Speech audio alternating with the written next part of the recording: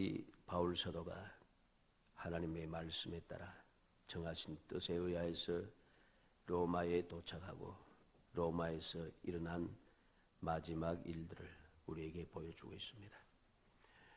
로마에서 일어난 그 세 번째 일을 우리가 살펴보면서 우리가 이 세상을 어떻게 살아갈 것인가, 믿음의 사람으로서 신앙생활을 어떻게 할 것인가 하는 것을 우리가 마음에 새겨두는 그런 시간이 되어야 할 것입니다.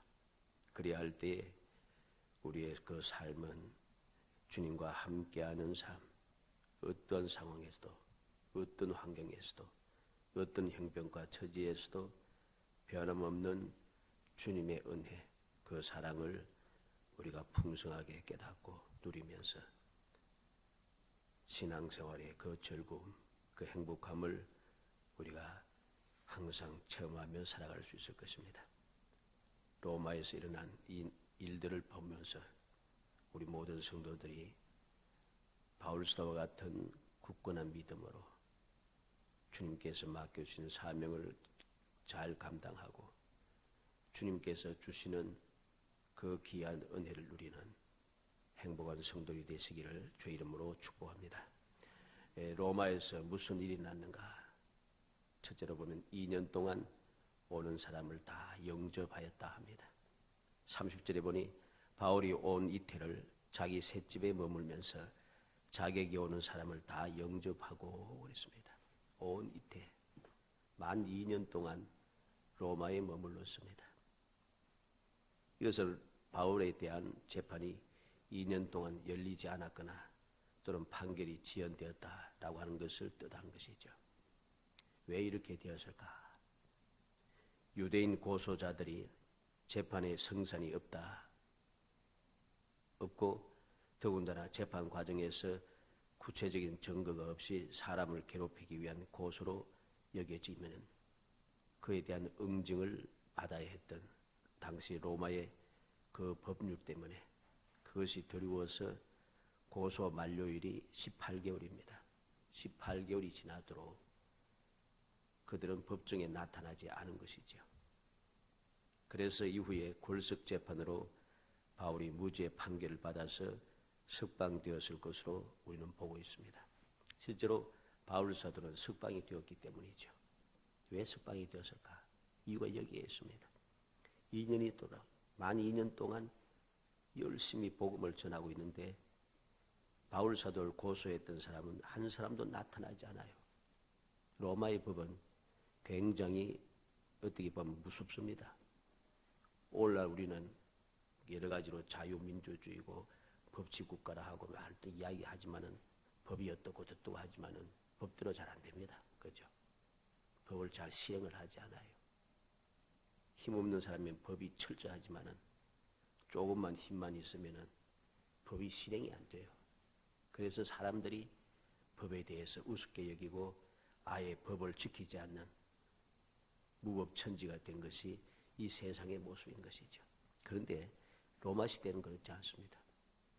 이렇게 거짓으로 고소 고발을, 우리나라는 거짓된 잘못된 고소 고발이 무진장이 많습니다. 어떤 사람은 수백 번 계속해서 고소 고발하는 아주 지금은 살아계신지 모르겠습니다만 나이가 많으신 분이 계시더라고요. 검사들, 판사들이 혀를 내려두르고 아예 막 고판을 그냥 받고 그냥 또 판결하고 지겨워 죽겠다 할 정도 그런 사람이 있었습니다. 지금도 그런 사람들이 교회 내도 많습니다. 왜 그럴까요? 법을 엄정하게 집행하지 않으니까 그런 잘못된 불의와 불법이 성행을 한다는 것입니다. 로마 시대는 그러지 않아요. 거짓된 정의를 가지고 거짓된 고소를 하게 되면은 그 거짓으로 고소하고 고발하는 이 사람은 반드시 그들의 응징을 받게 되어 있습니다. 용서가 없다는 소리죠. 그러니 그렇게 바울을 죽이려고 길을 쓰고 덤볐던 그들이 한 사람도 2년이 18개월이 지나도록 한 사람도 로마의 법정에 나타나지 않는 거죠.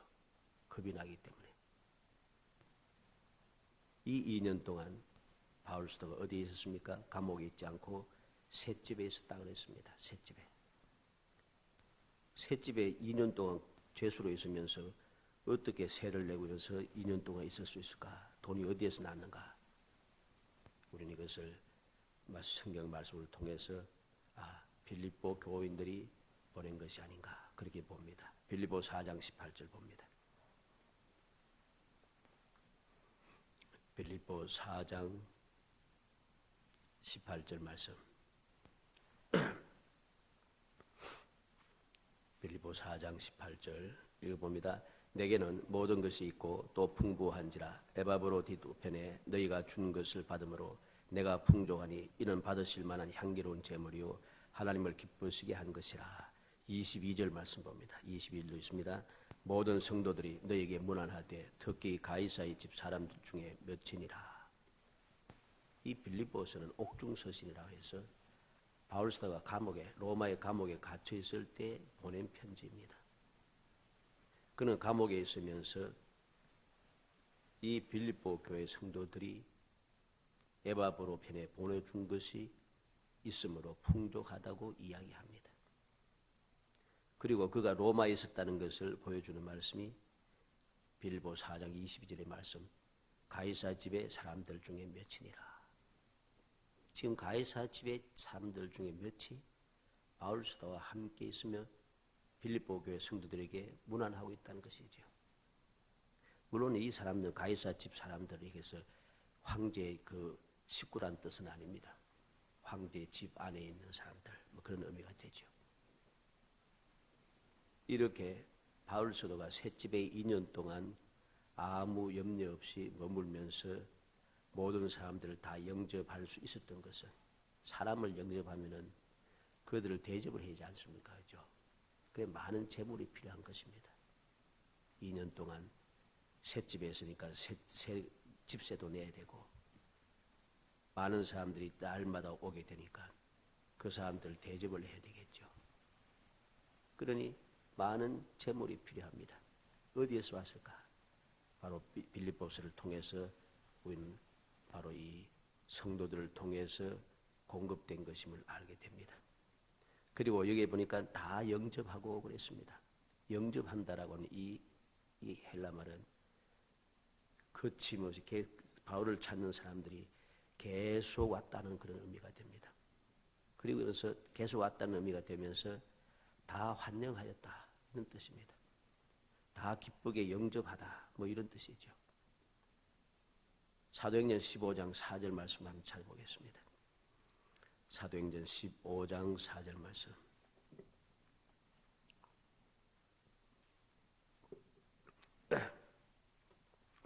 사도행전 15장 4절 읽어봅니다. 예루살렘에 이르러 교회와 사도와 장로들에게 영접을 받고 하나님이 자기들과 함께 계셔 행하신 모든 일을 말하며. 바울 사도가 바나바와 함께 교회의 문제를 이방 교회의 문제를 가지고 예루살렘에 이르렀을 때 교회와 사도와 장로들이 바울 사도와 일행을 영접을 했다는 것이죠. 어떻게 영접했는가? 기쁘게 영접했다는 것이죠. 환영했다는 거란 말입니다. 그는 예수님을 만난 뒤부터 이렇게 어디를 가든지 믿음의 사람들에게는 환영을 받으면서 살았습니다. 비록 힘들고 어려운 일이 많았지만은 그가 그 모든 어려움을 이겨낼 수 있었던 이유가 무엇입니까? 주님께서 그와 함께 하셨기 때문이고, 첫째는, 두 번째는 믿음의 사람들이 그를 항상 환영을 했다는 것이죠. 기쁘게 받아들였다는 것입니다. 그래서 그는 모든 어려움을 이겨내고 주님 맡기신 사명을 끝까지 감당할 수 있었던 것이죠. 그리고 마지막 순간에도 이 로마에서 2년 동안 있으면서도 자기에게 오는 사람들을, 계속해서 찾아오는 사람들을 다 기쁜 마음으로 영접할 수 있었던 것이죠. 왜? 내가 그러한 체험을 있었고 체험을 받았고 그러한 경험을 했던 것이죠. 그러한 은혜를 입었기 때문에 나도 또한 그러한 은혜를 베푸는 것은 너무나도 당연한 것입니다. 우리가 이 주님의 그 사랑을 입고 택함을 받아서 하나님의 복된 자녀가 되었는데 이 은혜를 잊고서 우리는 그 은혜를 입을 싹 닫아버리고 아무것도 아닌 것처럼 그렇게 내 힘만 가지고서 갑질만 하면은 우리는 은혜를 계속해서 누리지 못합니다. 우리는 어리석을 때가 참 많아요. 하나님 내게 주신 은혜, 그 사랑을 나는 받고서 그냥 끝내버린다는 것이죠. 왜 내게 이 은혜를 주시고 나에게 사랑을 주셨는가 하는 이유를 전혀 생각지 않아요. 목적을 상실해버렸다는 것입니다. 그래 보니 계속해서 그 은혜와 그 사랑을 내가 누리지 못합니다. 그 사랑과 은혜를 계속해서 누리지 못하니까 옛날만 자꾸 이야기하면서 지금 현재는 너무나도 각박해지기 시작합니다. 미래에 대한 소망이 보이지 않습니다. 그러니 자꾸만 불의와 불법으로 내가 빠져들기 시작하는 것이죠. 왜 그렇게 되었는가를 우리는 다시 한번 명심해야 됩니다. 그런데 바울 사도는 그러지 않아요. 2년 동안 셋집에 머물면서 자기에게 오는 사람, 계속해서 찾아오는 사람을 기쁜 마음으로 영접하고 환영하고 있다는 것이죠. 이것이 바로 바울 사도가 로마에서 하는 일입니다. 두 번째는 하나님 나라와 예수 그리스도에 관한 모든 것을 담대하게 말하고 거침없이 가르쳤다고 합니다. 31절의 내용입니다. 하나님의 나라를 전파하며 주 예수 그리스도에 관한 모든 것을 담대하게 거침이 없이 가르치더라. 바울은 자기를 방문하는 모든 사람을 영접하여 복음, 다시 말해서 하나님의 나라와 예수 그리스도에 관한 것을 말하고 가르쳤습니다. 23절에 보면 그들이 날짜를 정하고 그가 유숙하는 집에 많이 오니 바울이 아침부터 저녁까지 강론하여 하나님의 날을 정언하고 모세의 율법과 선지자의 말을 가지고 예수에 대하여 권하더라 하고 했습니다. 그는 어디든지 항상 찾아오는 사람들에게는, 그가 만나는 사람들에게는 복음을 전하더라는 것이죠. 그리고 우리는 이 복음을 전하는 이 바울 사도의 행동을 보면서 로마 당국은 바울의 이러한 선교 행위, 즉 전도 행위를 방해하지 않는 것을 보게 됩니다.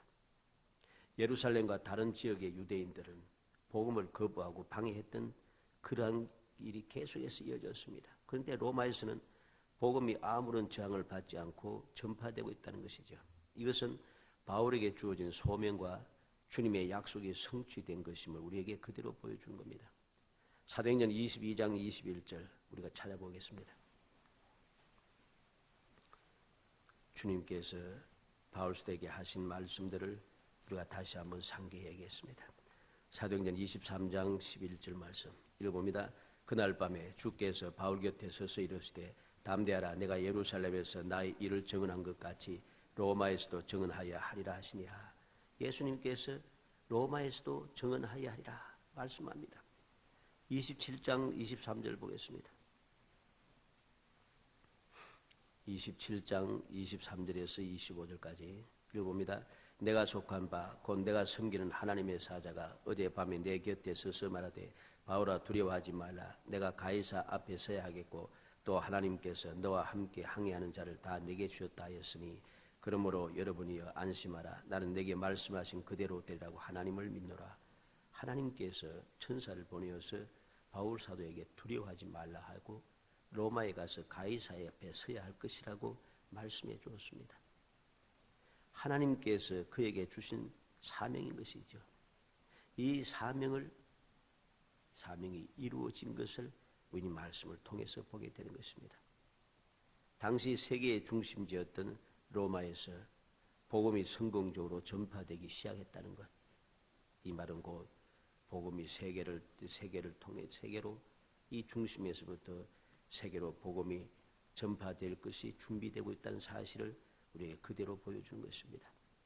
우리가 이 말씀을 통해서 보면 담대하게라고 하는 말이 있습니다. 담대하라고 하는 이 헬라 말은 숨김이 없이 말한다, 이런 뜻입니다.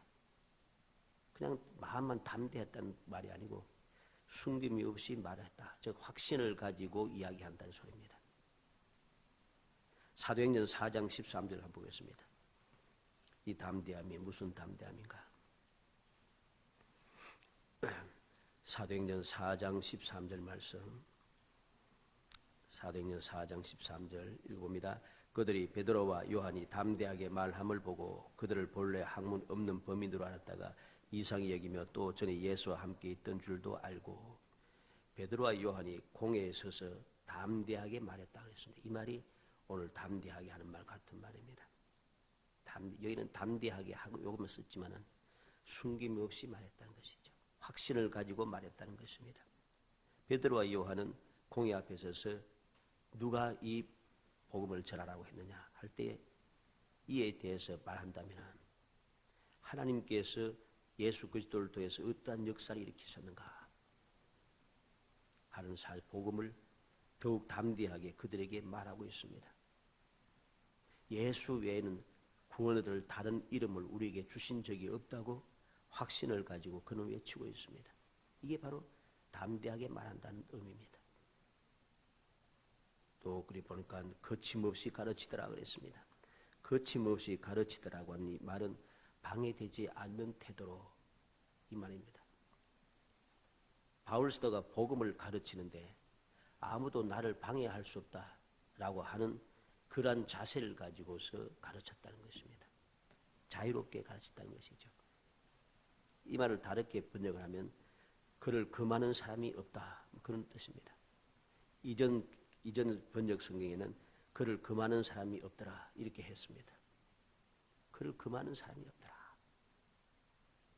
우리는 바울 스도가 로마에서 한 이 일을 기억해야겠습니다. 담대하게 말하고 거침없이 가르치는 것. 이것이 바울 스도가 로마에서 하는 일이란 것이죠. 이 일은 주님께서 세상에 계실 때 하셨던 일이고 주님의 제자들이 예수님께로부터 사명을 부여받았던 내용들입니다. 마태복음 4장 23절에 예수께서 온 갈릴리에 두루 다니사 그들의 회당에서 가르치시며 천국 복음을 전파하시며 백성 중에 모든 병과 모든 약한 것을 고치시니 했습니다. 예수님께서 온 갈릴리를 두루 다니면서 가르쳤습니다. 천국 복음을 전파하셨습니다. 약한 것을 고쳤습니다. 누가복음 8장 1절에도 보면 그 후에 예수께서 각 성과 마을에 두루 다니시며 하나님 나라를 선포하시며 그 복음을 전하실 새에 12 제자가 함께하였고 그랬습니다. 예수님께서 각 성과 마을에 두루 다니면서 하신 일이 무엇입니까? 하나님 나라를 선포하고 복음을 전하고 있습니다. 주님께서 하신 그 일을 그대로 제자들이 그대로 따라가고 있습니다. 사도행전 4장 29절에 주여 이제도 그들의 위협함을 굽어오시옵고 또 종들로 하여금 담대히 하나님의 말씀을 전하게 하여 주시오며 이렇게 그들이 주님 앞에 부르짖어 간구할 때 31절에 보면 비둘기를 다음에 모인 곳이 진동하더니 우리가 다 성령이 충만해 담대히 하나님 말씀을 전하니라. 그들이 그렇게 담대히 복음을 전하기를 간구할 때에 성령께서 강림하셔서 하나님의 말씀을 담대하게 전할 수 있도록 역사해 주시는 것이죠. 사도행전 5장 42절에는 그들이 날마다 성전에 있든지 집에 있든지 예수는 그리스도라고 가르치기와 전도하기를 그치지 아니하니라. 주님께서 맡기신 사명을 그들은 어떤 상황에서든지 어디에서든지 계속해서 그치지 않고 실천하고 있다는 것이죠. 바울 사도는 이 사실을 결코 잊어버리지 않습니다. 평생의 삶 속에서 그는 항상 이를 생각하고 이를 실천하고 또 이렇게 할 수 있게 하기 위해서 성도들의 기도에 부탁을 하고 있습니다. 에베소서 6장 19절을 한번 보겠습니다. 에베소서 6장 19절 20절.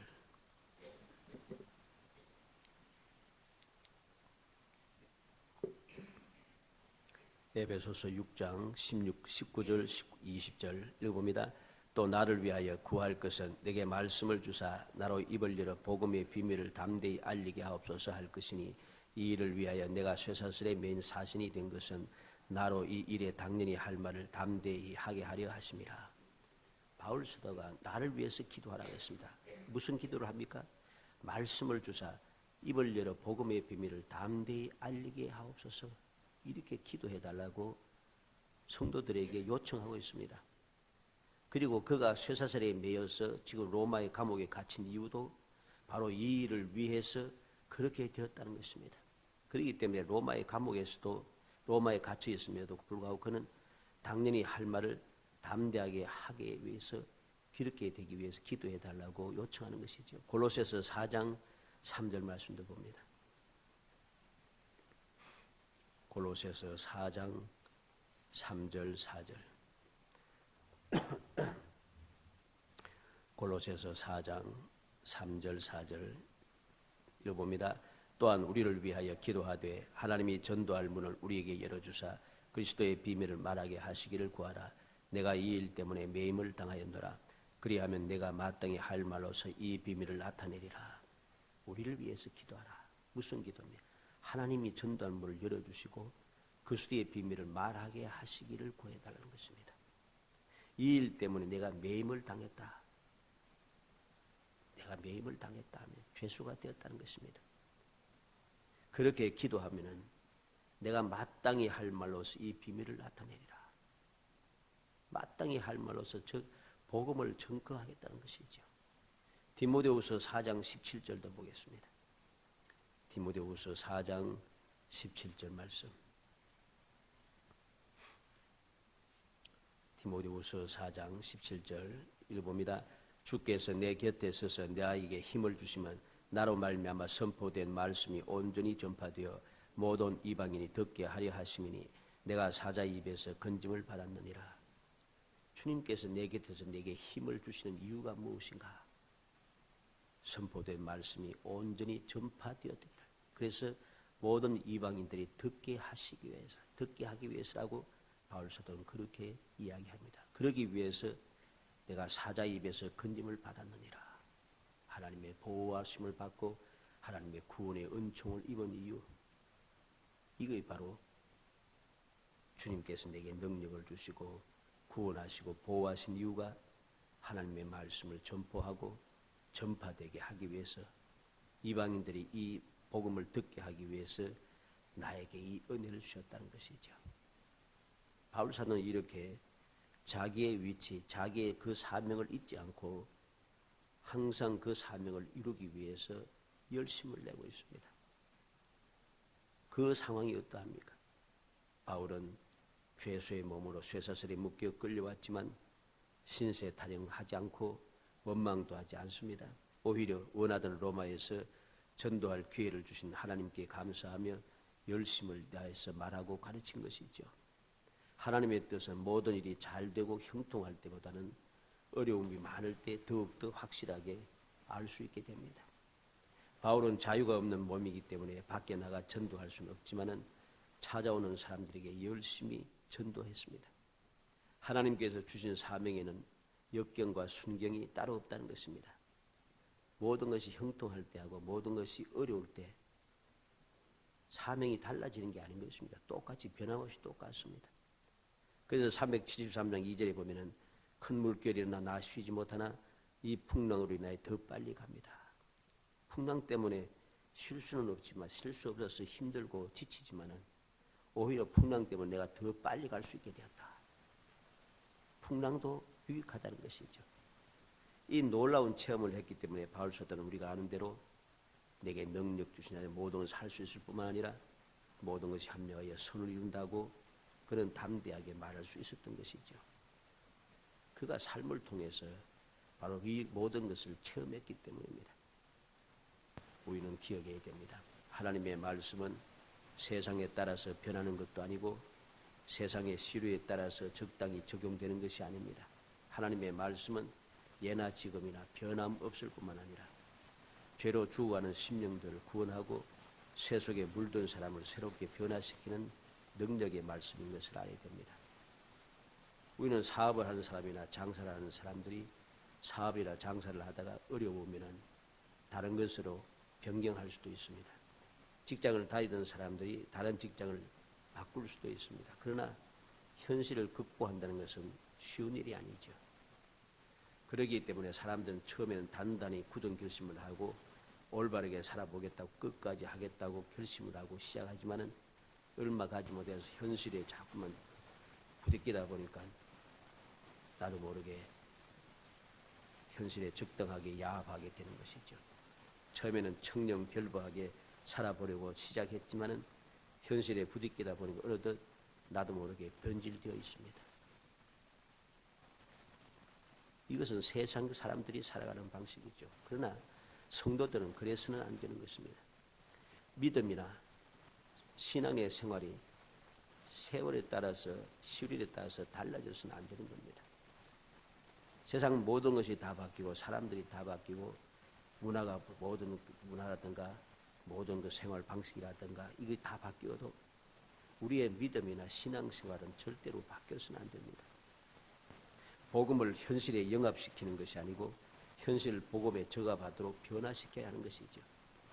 근데 오늘은 이상하게도 오늘날은 자꾸만 세월이 지날수록 복음을 세상에 맞추려고 합니다. 자꾸만 맞추려고 하니까 복음이 변질이 되고 복음이 변질되니까 믿음도 변질이 되잖아요. 믿음이 변질되니까 믿음의 생활을 하는 신앙생활도 변질이 되는 것입니다. 잘못되고 있음에도 잘한다고 오히려 큰 소리 치고 있다는 것이죠. 잘 되고 있는데 왜 이 세상은 점점 힘들어지고 세상 사람들 끊임없이 교회에 대하여서 끊임없이 조롱하고 있는 것인가? 물론 세상이 당연히 교회에 대해서 믿음에 대해서 조롱하는 것은 당연합니다. 그런데 너무 심각하지 않아요. 이건 무엇입니까? 초대교회는 그렇지 않았습니다. 함께 하지는 않았지만은 교회를 성도들을 칭송했다 합니다. 왜? 욕할 게 없다는 것이죠. 근데 요새는 칭송할 것은 별로 없고 욕할 것만 많습니다. 왜 그럴까요? 믿음이 변질됐기 때문입니다. 신앙생활이 변질되었기 때문입니다. 복음을 변질시켜 세상에 영합하여서 변질시켰기 때문에 이런 문제가 생기는 것입니다. 그런데 바울 사도는 그렇게 하지 않았어요. 상황이 바뀌었지만은 상황이 바뀌었다고 해서 바울 사도의 믿음이라든가 신앙생활이라든가 하나님께 주님께로부터 받은 사명이 바뀌지 않았어요. 변함없는 삶을 가지고 그대로 처음부터 끝까지 움직여갔다는 것이죠. 우리는 어떤 역경과 핍박이 와도 바울이 복음을 전하는 일을 포기하지 않고 게을리하지도 않았던 사실을 기억이 됩니다. 사도행전 20장 24절에 보면 나의 달려갈 길과 주 예수께 받은 사명 곧 하나님의 은혜의 복음 증거하는 일을 마치려 하면은 나의 생명을 조금 더 귀한 것으로 여기지 아니하노라. 바울 사도는 죽어도 좋다는 것이죠. 죽어도 좋다는 것입니다. 내가 주님께 받은 사명, 하나님의 은혜의 복음을 증거하는 일, 이걸 마치기 위해서는 생명도 귀하지 않다. 생명 조금도 귀하지 않다고 그는 목숨 걸고 자기의 사명을 감당하기 위해서 끝까지 나아가다는 거죠. 거침없이 나아가는 것입니다. 우리는 항상 명심해야 됩니다. 이 세상은 좋은 조건에서 태어나서 평생 어려움도 모르고 고통도 좌절도 낙심도 없이 세상을 살아가는 사람들에 의해서 이루어지는 것이 아닙니다. 사람들은 이야기합니다. 1%의 상위 1%의 몇 사람 때문에 사람 회사가 먹고 살고 이 세상이 유지되어 간다고 그렇게 헛소리를 합니다. 그렇지 않습니다. 아무런 평생 좋은 조건에 태어나서 어려움도 모르고 좌절도 낙심도 없이 세상을 살아가는 사람들이 이 세상을 유익하게 조화롭게 아름답게 이끌어가는 법이 없습니다. 오늘날도 우리 외국까지 갈 필요도 없이 우리나라에도 태어나서부터 소위 말해서 금수저로 태어난 사람들이 세상에 유익한 사람들이 별로 없습니다. 못된 짓을 도마다 하면서 여러 가지 많은 일, 물론 다 그렇진 않겠죠. 대체적으로 그렇다는 것이죠. 그 사람 때문에 대한민국이 유지되는 것입니까? 아닙니다. 오히려 어려움도 이겨내면서 모든 것을 원망하고 불평하고 그렇게 싸우고 악다고 있는 사람이 아니라 그런 중에도 자기의 일을 묵묵히 감당해 가는 그 사람들을 통해서 이 나라가 유지되는 것이죠. 신앙도 마찬가지입니다. 잘났다고 날뛰는 사람이 아니라 주님의 은혜를 기억하며 목숨까지 내어놓고 변하지 않는 믿음 가지고 신앙생활을 열심히 해가는 그 사람들을 통해서 하나님의 뜻이 이루어지는 것입니다. 이 사실을 우리가 분명히 알아야 하는 겁니다. 그럴 때 비로소 우리는 다른 사람을 보지 않습니다. 이 사실을 자꾸만 잊어버리니까 누구 때문에 이 세상이 유지되는가 하는 것을 알지 못하고 사람들이 잘못된 이야기에 쇠뇌돼 가지고서는 뛰어난 몇 사람 때문에 많은 힘과 능력을 가진 몇 사람 때문에 이 세상에 유지된다 뭐 하는 소리가 그런가 보다 하는 보니까 내가 하는 게 너무 힘들고 좌절이 되고 낙심이 되고 태어나면서도 저 사람은 금수저다 출발부터 다르다 이런 생각 드니까 짜증이 나는 거예요. 원통하고 화가 나는 것이죠. 그러니까 올바르게 믿음의 생활을 할 수가 없는 것입니다. 왜? 잘못된 생각을 가지고 사고방식을 가지고 있으니까 내가 하나님의 말씀대로 살려고 하니까 힘든 일이 많잖아요. 이렇게 살아서도 안 되겠더라고요. 그렇게 안 해도 저렇게 잘 먹고 잘 사는데 하는 시험에 빠져들어서 나도 모르게 원망과 불평이 시작되고 그것이 나를 변질되게 만든다는 것입니다. 낙심하게 만들고 좌절하게 만들어서 내가 가야 할 길을 가지 못하게 하고 내가 해야 할 일을 하지 않게 하고 내가 바라보아야 할 것을 바라보지 않게 하고 우리는 믿음의 주 온전케 하신 예수를 바라봐야 되는데 자꾸만 다른 사람을 보고 세상을 본다는 것이죠. 주님의 음성에 귀를 기울이고 그 말씀에 순종해서 가야 되는데 다른 사람들의 말을 듣고서 그 말대로 하려고 길을 쓰기 시작하는 겁니다. 이렇게 해야 성공한다. 이렇게 해야 잘 된다. 하는 이야기를 듣고서는 나도 그렇게 하고 나도 저렇게 하고 하다 보니까 일이 안 되는 것이죠. 세상 사람도 옛날부터 알아가지고서는 한 우물을 파라고 합니다. 사냥을 할 때 토끼도 한 마리를 따라가야 한다고 하는데 우리는 여기도 파보고 저기도 파보고 요새 그랬죠. 요새는 지금도 그런지 모르겠습니다만 한때 옛날처럼 우물을 한 곳에만 파면 안 된다 그럽니다. 한 곳에 파다 물을 안 나오면 다른 데로 파야지 계속 파면 고생만 한다고 그렇게 가르쳤습니다. 과연 그러할 것인가? 그러나 그건 착각인 것이죠. 우리는 잘못된 사고방식에 그러한 시류에 빠져들어서는 안 됩니다. 더군다나 믿음의 사람이 그렇게 해서는 안 되는 것이죠. 사랑하는 성도 여러분, 사도 바울과 같이 어떤 역경에서도 굴하지 않고 현실에 야박하지 않고 어떤 핍박과 고난이 올지라도 바울서처럼 하나님만 바라보고 성령의 도우심과 인도하심과 능력을 힘입어서 주님 가신 길을 잘 따라가므로 주님께서 약속하신 그 은혜를 누리고 주님께서 계신 그곳에서 우리도 또한 주님과 더불어 행복함을 누리는 늘 승리하는 귀한 성도들이 되시기를 주의 이름으로 축복합니다. 우리는 기억해야 됩니다. 로마에서 바울 사도가 무슨 일을 하였는가? 우리도 로마와 같은 이 세상에서 여러 가지 힘들고 어려운 상황에서도 내가 무엇을 해야 할 것인가? 나는 누구인가? 하는 것을 깊이 생각해야 됩니다. 로마에서 죄수로 잡혀가서도 바울 사도는 복음을 전파해야 될 전도자였습니다. 주님께 복음을 전파할 사명을 받은 사명자였습니다. 그렇기 때문에 그 사명은 변하지 않는 것이죠. 마찬가지입니다. 우리도 역시 어떤 상황에 놓이든지 우리는 주님께 부름을 받고 주님께로부터 택하심을 받으며 주님께 사명을 부여받은 믿음의 사람인 것이죠. 그러므로 우리가 지금 해야 할 일도 변함이 없는 거예요. 변함이 없이 주님께서 내게 맡겨주신 사명을 믿음으로 감당하게 갈 때에 때를 따라 도우시는 하나님의 귀한 은혜가 임하는 것을 우리는 체험하게 될 것입니다.